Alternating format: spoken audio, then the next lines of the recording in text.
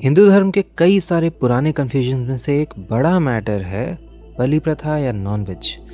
And अगर आपसे मैं सिंपली क्वेश्चन करूं कि क्या हिंदू शास्त्रों के अकॉर्डिंग नॉन वेज या बलि देना सही है या गलत, अगर सही है तो क्या प्रेमानंद जी और उनके जैसे बहुतेरे संत झूठे हैं, और अगर बलि गलत है तो काली और कामाख्या मंदिर में बलि रोकने की कोई कोशिश तक क्यों नहीं करता। एक तरफ तो हमें सिखाया जाता है कि जीवों की हत्या पाप है, राम जी ने मीट खाया या नहीं इस पर ऑलरेडी बहुत कंट्रोवर्सी होती है। कितने ही मंदिरों में बलि देकर जो लोग खाते हैं उन्हें माता का आशीर्वाद मिल रहा है। एंड क्या आपको पता है कि आदि शंकराचार्य जी एंड धर्म सम्राट करपात्री जी जो खुद कभी नॉनवेज नहीं खाए वो भी बलि प्रथा को एक्चुअली सही मानते थे। एंड कई बार ये डाइवर्सिटी से ज़्यादा हिपोक्रेसी जैसा साउंड करता है। अक्सर बुद्धिज़्म और खासकर जैनिज़्म को बहुत ज़्यादा पीसफुल रिलीजन माना जाता है क्योंकि वहाँ पर बिल्कुल ही मीट ईटिंग नहीं है। पर हिंदुज़्म में मीट ईटिंग क्यों है? आज मैं आपको बताऊंगा कि हमारे हिंदू शास्त्र कितने प्रैक्टिकल और स्मार्ट हैं, क्योंकि वो एक इंसान की आसक्तियों के ज़रिए ही उसकी मुक्ति और ईश्वर प्राप्ति का मार्ग प्रशस्त कर देते हैं। एंड ट्रस्ट मी, आज के बाद इस टॉपिक पर आपका कन्फ्यूजन नहीं रहेगा। वैदिक यज्ञ में बलि है या नहीं, खुद बलि प्रथा सही है या नहीं, सिर्फ ये जान लेने से हमें मीट ईटिंग की क्या पोजीशन है, राम जी ने मीट खाया या नहीं, ये सब समझ आ जाएगा। हम एकदम सिंपल शुरुआत करें कि स्क्रिप्चर्स क्या कहते हैं इस बारे में, तो एक्चुअली दोनों मत हैं। श्रीमद् भागवतम में मीट खाना पाप है एंड देवी भागवतम में मीट माँ को चढ़ाने को बताया गया है। एंड मनुस्मृति भी ऐसे ही मिक्स्ड कॉन्ट्रडिक्शन से भरी पड़ी है। अगेन ढेर सारा कन्फ्यूजन, पर एक्चुअली इसके पीछे बड़े इंटरेस्टिंग प्रिंसिपल्स हैं। मान लो आपसे मैं अगर कहूँ कि आप दिन के 3 सिगरेट पियो, ये आपकी हेल्थ को बेहतर करेगा, तो ये बिल्कुल गलत होगा एंड आप मुझे गाली देकर ऑब्वियसली भगा दोगे। पर अगर आप ऑलरेडी एक चेन स्मोकर हैं एंड दिन के 6-7 सिगरेट पीते रहते हैं, तब अगर मैं सेम चीज़ कहूँ कि आप दिन के 3 सिगरेट पियो आपकी हेल्थ बेटर होगी, तो ये सेंटेंस बिल्कुल सही हो जाता है।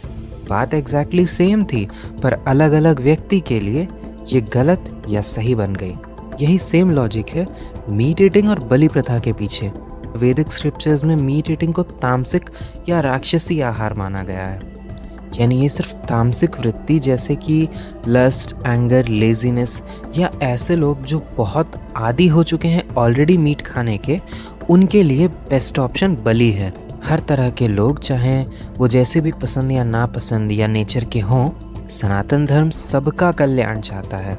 एंड क्योंकि हिस्टोरिकली दुनिया में मेजॉरिटी लोग नॉन वेजिटेरियंस ही हैं, तो इन्हें सिंपली पापी या गलत बोलकर इनसे अलग हो जाने की जगह परिसंख्या विधि नाम की एक साइकोलॉजिकल मेथड के ज़रिए इनकी मीट ईटिंग हैबिट को यूज़ करके इन्हें और ज़्यादा सात्विक बनाया जाता है। जब कोई नॉन वेजिटेरियन अपनी मर्ज़ी से मांस खाता है तो वहाँ कोई रेस्ट्रिक्शन या रूल्स नहीं होते, कोई कंट्रोल नहीं होता। पर वही जब भगवान की कृपा और प्रसाद के रूप में आए तब उसमें परिसंख्या विधि लग जाती है, यानी वही 6 सिगरेट को 3 सिगरेट करने वाला लॉजिक। इससे मीट ईटिंग बहुत ज़्यादा रिचुअलिस्टिक एंड कंट्रोल्ड हो जाता है। एंड भगवान या माता की कृपा से भगवान को चढ़ाए पशु से ज़्यादा भगवान खुद उसको प्रिय लगने लगते हैं, जिसके बाद बुद्धि खुद ही धीरे धीरे राजसिक और सात्विक होती है एंड मीट ईटिंग छोड़नी नहीं पड़ती, छूट जाती है।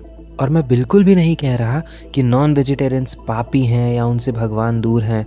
बात सिर्फ इतनी है कि शास्त्रों का लक्ष्य इंसान को मीट ईटिंग ही नहीं बल्कि हर तरह की पसंद, नापसंद और आसक्ति से उठकर भगवान तक ले जाने की है।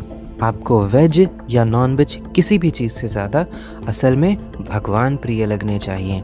And this is one of the many reasons जिसके लिए मीट ईटिंग हिंदू शास्त्रों में मिलती भी है और उससे क्रिटिसाइज भी किया जाता है।